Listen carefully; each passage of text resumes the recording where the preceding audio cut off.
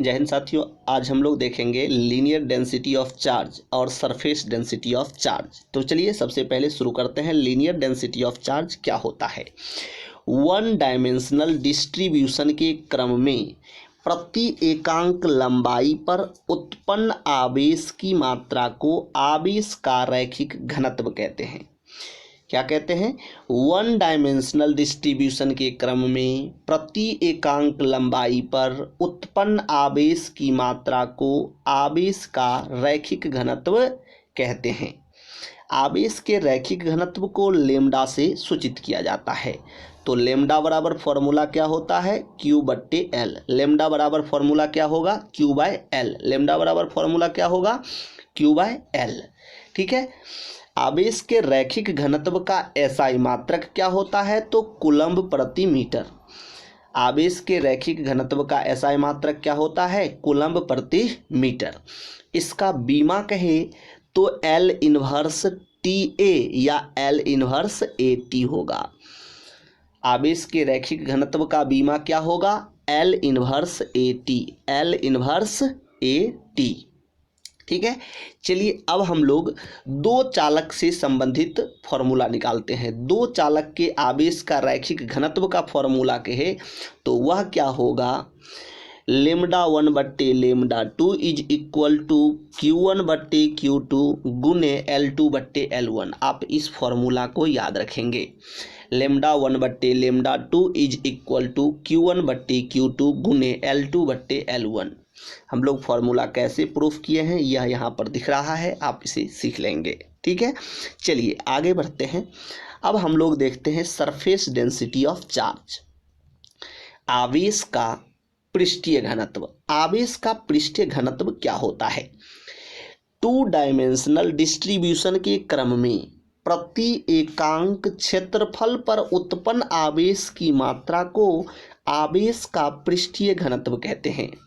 फिर से, two dimensional distribution के क्रम में प्रति एकांक क्षेत्रफल पर उत्पन्न आवेश की मात्रा को आवेश का पृष्ठीय घनत्व कहते हैं। आवेश के पृष्ठीय घनत्व को हम लोग सिग्मा से सूचित करते हैं। आवेश के पृष्ठ घनत्व को किससे सूचित करते हैं? सिग्मा से सूचित करते हैं। तो sigma is equal to formula क्या हो जाएगा? Q/A। Sigma is equal to Q/A। Sigma is equal to formula क्या हो जाएगा? Q/A हो जाएगा। यानी आवेश का पृष्ठीय घनत्व बराबर आवेश बट्टा क्षेत्रफल। आवेश बट्टा क्षेत्रफल। आवेश बट्टा क्षेत्रफल। आवेश बट्टा क्षेत्रफल। आप इसे याद रखेंगे। चलिए अब इससे संबंधित कुछ टर्म को जान लेते हैं। आवेश के पृष्ठ घनत्व को सिग्मा से सूचित किया जाता है। आवेश के पृष्ठ घनत्व को सिग्मा से सूचित किया जाता है। आवेश का पृष्ठ घनत्व एक अदिश राशि है। आवेश के पृष्ठ घनत्व का SI मात्रक कूलम्ब प्रति मीटर स्क्वायर होता है। क्या होता है? कूलम्ब प्रति मीटर स्क्वायर। उसके बाद इसका बीमा पूछे तो L इनवर्स 2TA होता है। L इनवर्स 2TA होता है। उसके बाद जब दो स्फेरिकल सरफेस के लिए लेंगे तब इसका फॉर्मूला क्या आएगा उसको देख लेते हैं। देखिए, जैसे हम लोग देखे थे कि sigma is equal to formula क्या आया था? Q/A आया था। Sigma is equal to Q/A। तो सिग्मा 1 इज इक्वल टू क्या होगा? Q1/A1। Sigma 2 is equal to क्या होगा? Q2/A2। जब समीकरण 1 में समीकरण 2 से भाग दे देंगे तो क्या होगा? सिग्मा 1/सिग्मा 2 इज इक्वल टू Q1/A1 बट्टा Q2/A2। जब इसे हम लोग सॉल्व करेंगे, भिन्न के भाग को गुना में बदल करके बनाते हैं तो देखिए क्या आएगा। अब इसे जब हम लोग सॉल्व करेंगे तो हो जाएगा Q1/Q2 गुने A2/A1। यानी सिग्मा 1/सिग्मा 2 इज इक्वल टू फॉर्मूला क्या आ गया? आपका फॉर्मूला जो आ गया वह आया Q1/Q2 गुने A2/A1। A1 और A2 है क्या? क्षेत्रफल है। Q1 और Q2 क्या है? आवेश है। और सिग्मा 1 और सिग्मा 2 क्या है, आवेश का पृष्ठीय घनत्व है। ठीक है, अब देखिए जब क्षेत्रफल है और गोला का क्षेत्रफल क्या होता है 4πr², स्फेरिकल सरफेस अर्थात गोलीय सतह, तो गोला का क्षेत्रफल होता है 4πr²।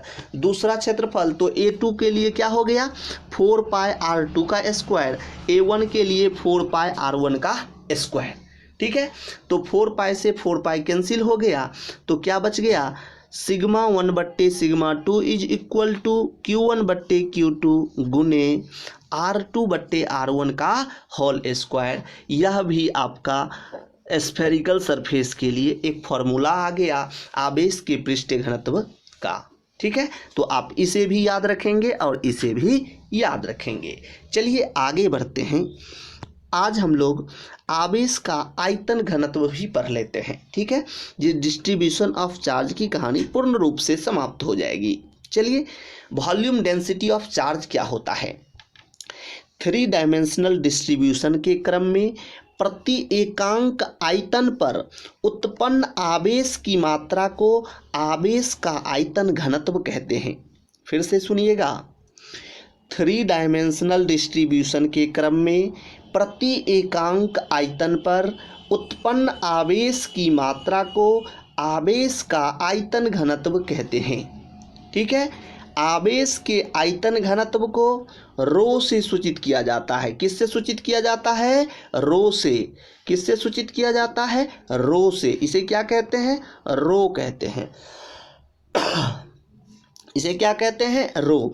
Row is equal to formula क्या होता है Q/V।